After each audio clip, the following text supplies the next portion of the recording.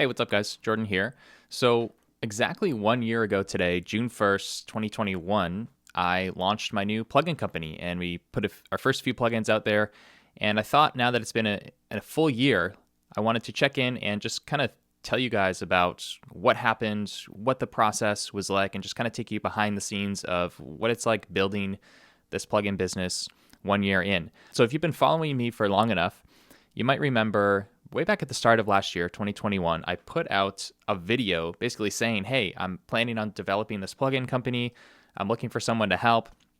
And interestingly, it got a lot of kind of haters on that video, which is very interesting. I'm actually going to come back and talk about that in a few minutes. But first, just high level, why did I start this company? Well, this is my long-term investment. So after a lot of thought and dabbling in different investment vehicles, the regular stuff like retirement funds and stocks and mutual funds and whatever, and looking into real estate and stuff like that, I've just realized that all of that was really stupid and not necessarily stupid for everyone, but stupid for me, for someone who owns their own businesses and companies. Basically what that looked like is I was working hard in my businesses and I would generate this money and profit, and then taking it out of the business, paying a bunch of tax on it, and then over here putting it into like stocks and stuff like that. Basically, other companies and other investment vehicles that I didn't really know much about and had no expertise and had no control over whatsoever. And after doing that for a while, I just realized like this is just really foolish for me. Why would I do that? First of all, I'm losing a bunch of money in taxes that I'm putting into something I have no control over. There's way more risk in that than in actually like just reinvesting into my businesses and investing into things that I actually know about and actually have expertise in and that I can control, right? And I love the philosophy I heard somewhere where it said the risk is not in the investment, it's in the investor. So the risk isn't in what you're investing in, it's in your knowledge and your amount of control and influence over that investment. So that was kind of the thinking here. It's like, wait a second, why am I doing that? I could actually invest more into kind of the realm of business that I already do, and I'd probably make a way bigger return in that. So that's what I'm thinking here. Like, this plugin business is part of my long-term investment strategy. And the reason I chose plugins is because it's a bigger market than what I'm currently doing with training. So with Hardcore Music Studio, I sell courses, training, mentorship that helps people record, edit, and mix at a professional level. But that's a very niche market. First of all, it's got to be people who are very serious about it. And secondly, I'm really only working with people who are kind of within the rock umbrella. It doesn't have to be metal stuff, but it's got to be, stuff with drums, guitars, the bass, like basically rock stuff. So not really touching hip hop, not really necessarily touching a ton of like mainstream pop stuff. So it's a very niche market and it's a very profitable, successful business, and I love doing it and it makes a big impact on people. There's only so big I can go with that, right? So that was a big thing, is plugins are a much bigger market. I can cross over into tons of different genres, people who are not only the most serious about it, which is kind of who I target in Hardcore Music Studio, but I can also sell and provide products for people who are maybe just more casual or more hobbyist. I also wanted this business to be completely not attached to me. So whereas Hardcore Music Studio, I'm the one doing all of these videos, I'm the face in it, I basically am the face of the brand, I'm creating all the training. Now I do have a team that I'm growing more and more to help me with that, but still it's kind of based on giving my knowledge, right, and my expertise to people, which is fine. But I wanted, like, again, as a long-term investment, something that could be sellable, something that could be passive. And for that to happen, it had to be not about me. So you'll notice I have not written a single email. I have not made a single video on the Black Salt Audio channel with my face on it or anything. My name is not on the website at all. And that was very, very purposeful. I do not want it to be about me whatsoever. And I also started this company because I thought there was actually real opportunity in the market to improve and innovate on the products that were available. I've been a little bit frustrated with a lot of the new plugins that come out. I mean, it's like every company that starts up, they're making their own SSL model and they're making just repeat and recycle of all of these plugins that have been done before, right? And then on the other side, you've got the companies who are doing more advanced stuff and taking advantage of the digital realm, but then they're putting out plugins that are just like, they seem to be not really made by people who actually do this for a living and actually mix day in and day out, because they're super complicated. They're so techy and complex versus something that is like intuitive and musical the way the old analog gear was, right? So I find these two problems in the industry, and I thought there's a real opportunity there to come in and provide really powerful tools that were unique and innovative, but also keeping them simple and just like fun to use. Like a plugin has to be a pleasure to use for me. Like if I try a new plugin and it's super complicated and I don't understand the UI within like honestly 10 seconds, I just close the plugin. I never go back to it. It needs to feel satisfying when you turn the knobs and you hear the sounds. So that was the goal there. I thought there was actually an opportunity here.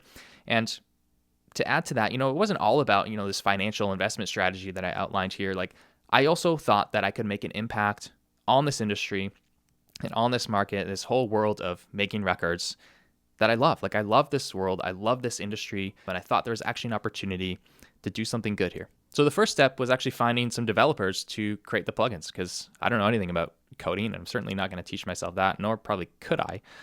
So long story short, I found a team. They have their own plugin company actually called Yum Audio, and you can check them out at yumaudio.com. Actually, there's a dash in the URL, yumaudio.com. So they've got their own plugins as well that they create and sell, and they're pretty cool. They're fun, unique plugins. So definitely check out their website. These guys have been awesome. They basically take my ideas where I say, hey, I want this plugin to do XYZ, and then they turn it into computer code and put the interface together and do all that stuff.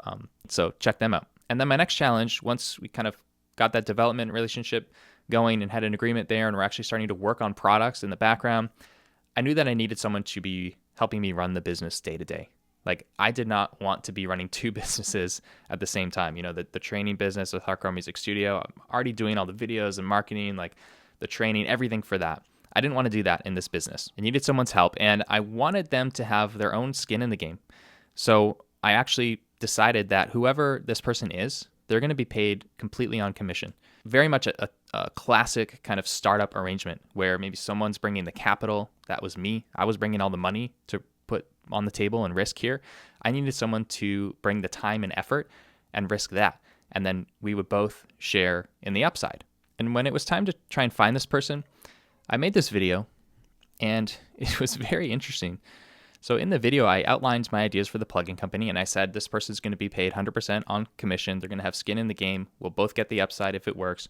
And just look at some of the comments here. This is madness. Asking someone to work for free, totally ridiculous. That was a common theme here. People commenting like, hey, okay, can you mix my new band's album for free, and then we'll only pay you if it sells well? Hey guys, I need someone who builds a brand for me without salary and no personal advantage. There was a couple of positive comments here. On the other side, not only in the business arrangement, but people were often saying the market was already saturated, saying basically, why are you doing this? Like basically you're just entering a market that is already saturated. You're never going to have a hope. Here's another one. The idea you want someone to go all in on a job without guaranteeing them pay is brutal. I hate when people tell you they get paid 100% commission. I was actually kind of surprised at this. In one sense, the video did the job in terms of it seemed to push away like 99% of people. But, I did get a bunch of applications, and I ended up finding someone who I'll introduce you to in a minute. But if you look at this video and just look at the comments, it's pretty eye-opening. And I think there are a lot of lessons to be learned here, because if you look at the YouTube comments, your perception would be the market is saturated. It's a bad idea to start making plugins. And that also I'm offering a really bad deal, and I'm a really bad guy for trying to ask someone to partner up with me and share the risk with me. Like just that was a horrible, ridiculous idea, and someone should automatically be getting paid a great salary even before the business makes any money.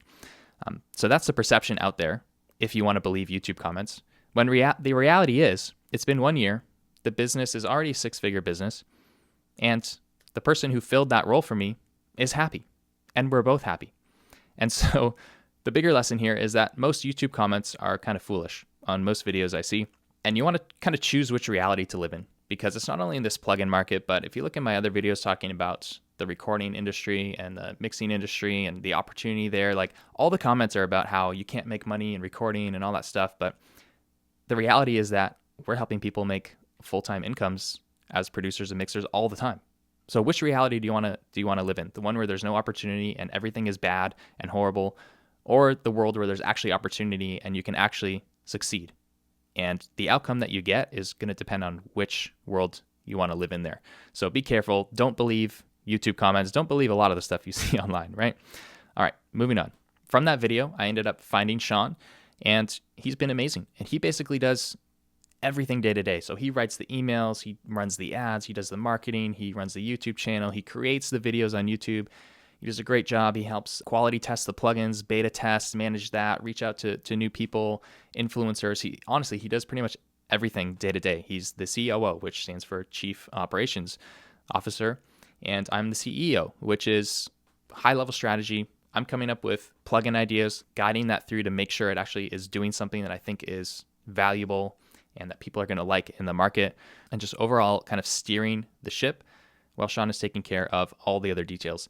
And he's been absolutely awesome. And guess what? Some months we have made a killing and made a lot of money, and other months have been really slow. So we're both in on this, and we both have a piece of the upside and we both have a piece of the downside, and we're both happy with that, and we're both aligned in our incentives to make this company the best it can possibly be.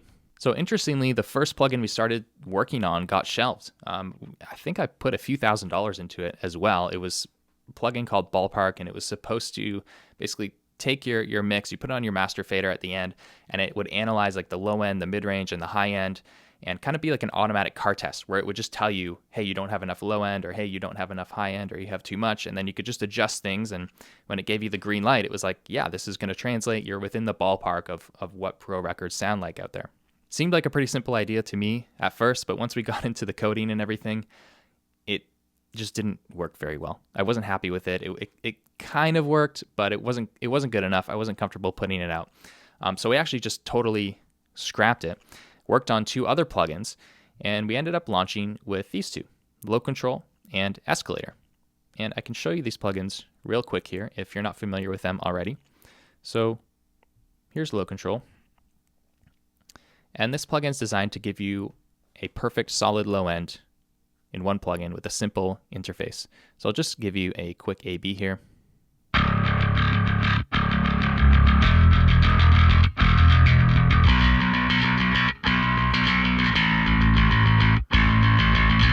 That's on bass.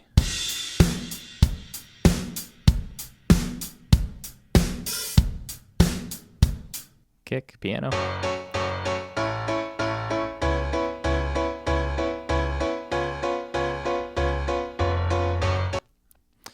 Pretty cool plugin. I love it. I use it all the time in my mixes. But you basically kind of compress and control the low frequencies, and then with this knob you can control how much of that you want in it. And then there's also an enhancer, and this just generates additional harmonics to the sound to give it a richer, bigger character. So depending on the enhanced frequency you choose, you could choose like 60 hertz and crank this up and it'll give you more of that sub rumble, or you can choose up more like 200 and that will like fill in a lot more of like the lower mid-range. So that's Low Control. And the other plugin we developed or launched first was called Escalator. And this is a saturation plugin which gives great energy, depth, character, gives you fatter sounds. Here, let's check it out.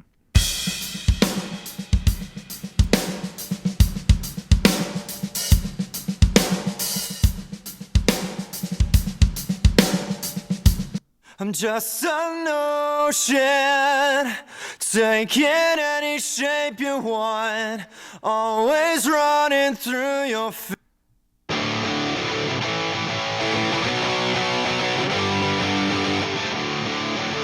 So I love this plugin. It was actually kind of modeled after a few other plugins that I use in Pro Tools to kind of saturate the snare and do a little bit of clipping on it, and also to fatten up other instruments. It actually ended up turning out way more useful than I even thought. I originally just thought it would be cool on snare and drums, and it actually sounds great on honestly everything, vocals, guitars. I use it all over the place in the mix. So that's Escalator, and we launched with those 2, and we had a great launch. It was very successful, and then we started thinking about what's the next plugin, and we ended up deciding on Oxygen. Now, Oxygen is kind of like the opposite of Low Control, which obviously controls the low end. Oxygen controls and enhances the high end. So it kind of isolates your high frequencies, processes them in a really unique way, allows you to compress them, saturate them, again, specifically tailored for those high frequencies. And it sounds awesome if you just put it up in a session on a track with all the controls just kind of set to default, all these, fine controls at 0, and you just turn up this Oxygen knob. you'll start smiling. Let's listen here. Sinking below till my lungs go. Let the tide come and carry me, carry.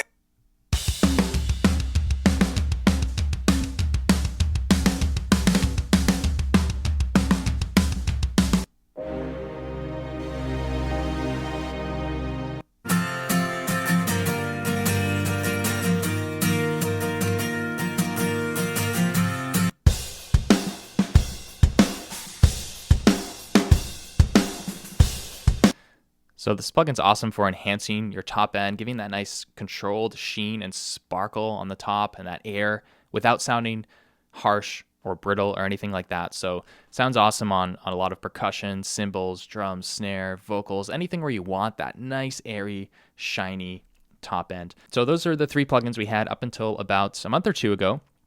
And then we launched Clipper. And the idea of this was, can we develop and launch a really simple plugin very quickly? And this plugin is incredibly simple. All it does is clip. And we really went all in on the marketing with that, like dead simple clipping. Like this plugin just clips and it makes it satisfying and easy. And I made this plugin because I was kind of frustrated by the other Clipper plugins that were on the market. They were either really ugly, not fun to use, or like way overly complicated. And it's just like, man, why can't someone just make a simple Clipper plugin that has like 1 or 2 controls and an output meter, and like that's basically it. So that's what we did. Of course, it sounds awesome. Here's a drum bus example.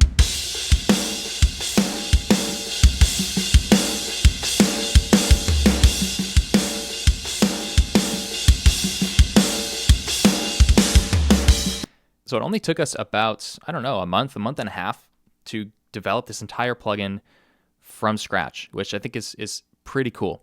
And actually, surprisingly, it's been our most popular plugin ever. It's actually sold, I think, twice as much, at least in the first month or so, as our other plugins. Now, of course, a big part of that could be due to the price. Because it's such a simple plugin, the price is lower than any of our other plugins. But I also think the motivation and the ethos behind why we developed this plugin and how we made it so simple and satisfying to use, that's also really resonating with people. And so it's giving me a lot of other ideas of how can I take these kind of common processes and simple processes that maybe just haven't been done well by other plugin companies and just do it better. Make it simpler, make it easier, more fun to use. I've got some ideas and I'm excited to try some of that as well. So to wrap this up, what am I learning over the past year? This is obviously an entirely new business for me to get into.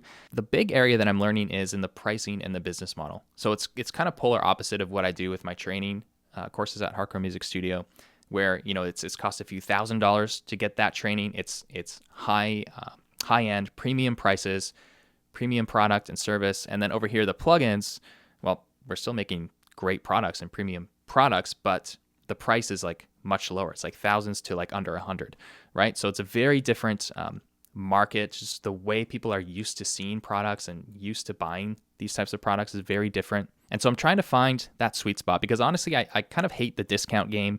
You see it all the time. All the other plugin manufacturers, it's like they set their plugins at a certain price, but like literally every single day they send an email saying it's like 50% off or like buy 1, get 10 free. Like it seems very desperate. It's constant discounts and they wait to make all their money on Black Friday. Like I just don't really like that. And I actually think the whole mindset and ethos of this space kind of got broken somehow. I mean, I remember like 15 years ago, maybe more, I bought the SSL bundle from Waves and I think it cost me like $1,000. And I bought the Platinum bundle. I think it cost me $2,000. But the thing is with that SSL channel, I've used that plugin on like every mix I've done for the last 15 years. So to me, it is worth way more than $1,000. Or if you think of a plugin like VocalLine, I think it's like $150 for the version of VocalLine that I use. But for the amount of time it has saved me, I would easily pay thousands of dollars for that tool. Like if you took it away and said I had to buy it again, but now the price was $5,000, I wouldn't even think about it. So great plugins are worth a lot. And unfortunately, I think most companies have kind of played into the idea that, musicians are broke and they won't pay for anything and they have to basically discount in order to make sales. And it's kind of become a race to the bottom in this market, which doesn't really help anybody. So I don't like that. At the same time, even though I think, I believe a plugin like Low Control, even Escalator, I mean, it's worth $500 easily. Think about it. You buy a plugin, you buy a tool. If it does a great job and you enjoy using it and it gets you results fast, you're going to use that plugin for like 10 years in the future, maybe more. And you can use it in a professional way to release music and bring in clients in your studio. So of course it's worth that amount of money, but obviously you're not going to sell it for that in today's market. So I'm trying to find that sweet spot. I've got to play within the game that exists while also trying to elevate it to a higher level. But my overall vision was to kind of be like Apple, right? Like they don't really ever discount their products. And if they do, it's like a tiny discount or like a small special offer. But over the long term, they've just built this brand that is just like, yeah, it's not the cheapest, but it's the best or one of the best. And so that's kind of what we're aiming for. And it's been a really interesting journey trying to figure that out. And overall takeaways, this is a risk that paid off. I put a lot of money into this to launch the plugin business. And I didn't know how it was going to turn out, but it's providing a great return so far, and I'm very happy with it. Finding the right team has been crucial. The development team with the audio guys, and then finding Shawn to help run the day-to-day has been absolutely crucial. Putting the right people in the right seats just makes life so much easier, and it makes the business grow that much faster. And being able to focus only on my strengths, the things that I'm good at. I love coming up with ideas and building new things. So that's kind of my role in this business. Whereas just maintaining day-to-day things and keeping things the same and repeating things to, keep the business going, I don't like doing that stuff. I get bored. I find a way to mess it up and restart things. And so that's why I'm not doing that. So now from here, what's next? Obviously more plugins, looking to put out some more simplified tools like Clipper, where we take something that is a common process out there that maybe just hasn't been done well enough yet, and we simplify and make it a joy to use. But also some more advanced workhorses, kind of like Low Control, that do a big job and do it well. Got some ideas on that as well. But I'm really curious, like if you watch to the end, I want to hear from you. Is there a plugin that you wish someone would make? I'd love to hear your ideas. Just drop it in the comments below. And thanks for watching, guys. If you haven't checked out our plugins yet, go to blacksaltaudio.com. There's free trials for everything. But thanks for watching. Talk to you later.